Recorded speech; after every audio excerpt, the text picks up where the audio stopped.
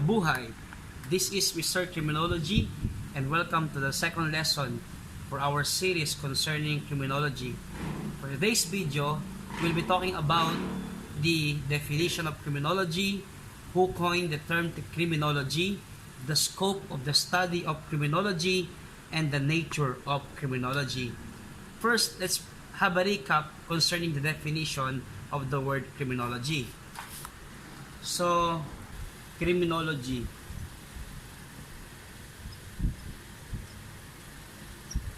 It came from the word criminologia by Rafael Garofalo in the 1885, and the other term is the word criminology from Paul Topinard in the year 1887. But we will be giving the credit to Rafael Garofalo in giving or coining the term criminology because he was the first one to use it. We have two senses. First is the broadest. In broader sense, criminology is the entire body of knowledge regarding crime, criminal,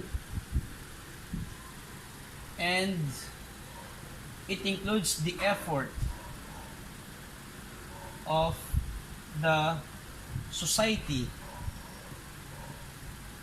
in preventing and suppressing it.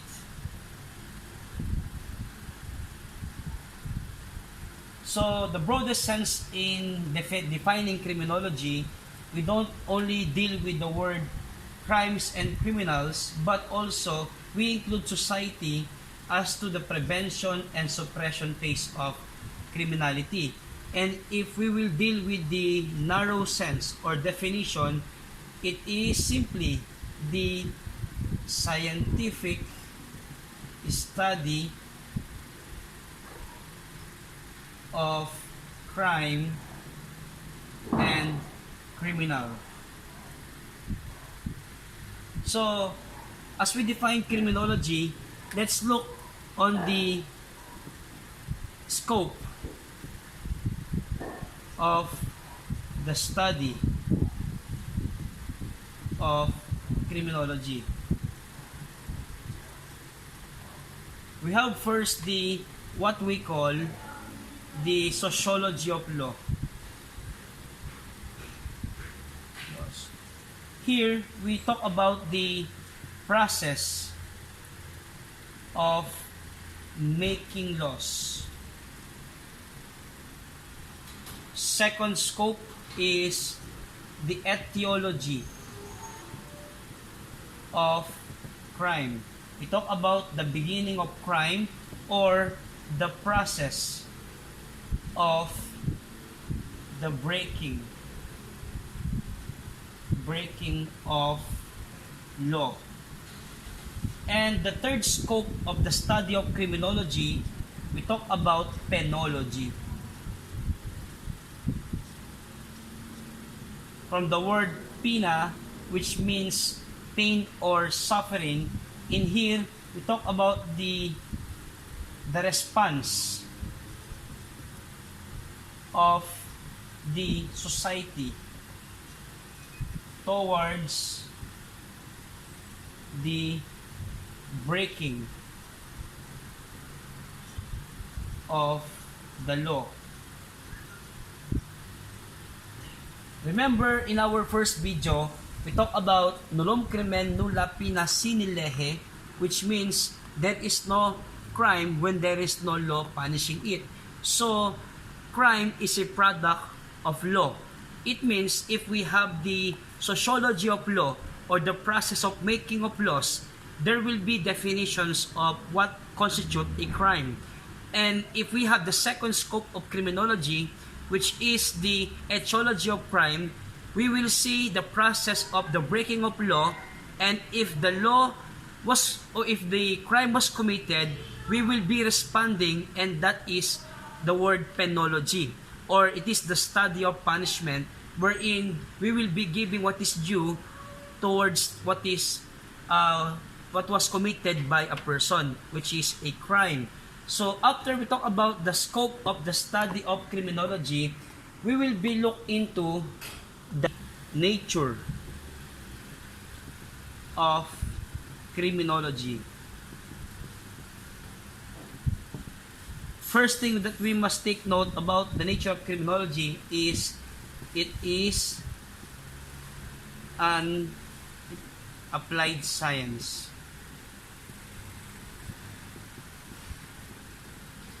It means that we are using different sciences in the study of criminology, such as medicine, biology, and the likes, as our approach in studying the field of criminology. The second nature of criminology is that it is a social science. One of the dominant approach or discipline in the study of criminology is that it is more of sociology. We're studying society, the group of people, and the interaction, the relationship of people, as to explain why crime is being committed as in a certain locality. And the third nature of criminology is that it is dynamic. As to the word dynamic, we meant that criminology progresses as the other sciences are progressing. It means if there are development in the different sciences that are being used in the study of criminology, the criminology also will progress. And the last among the nature of criminology is that it is nationalistic. We mean in nationalistic that criminology and the study of it is under the context of the Philippine laws.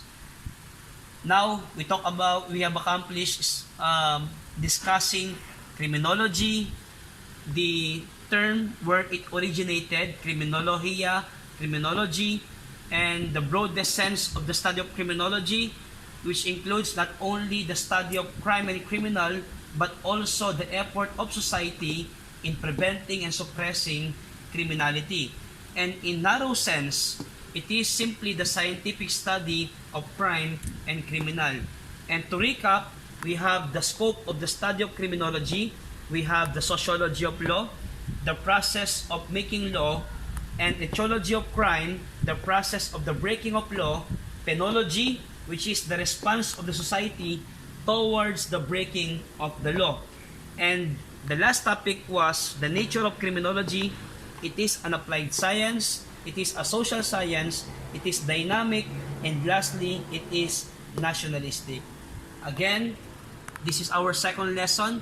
Watch out for more lessons for our series in the study of criminology. If you find it beneficial, kindly subscribe, like, comment down below, and share this video so that we can know what are your request topic in the field of criminology.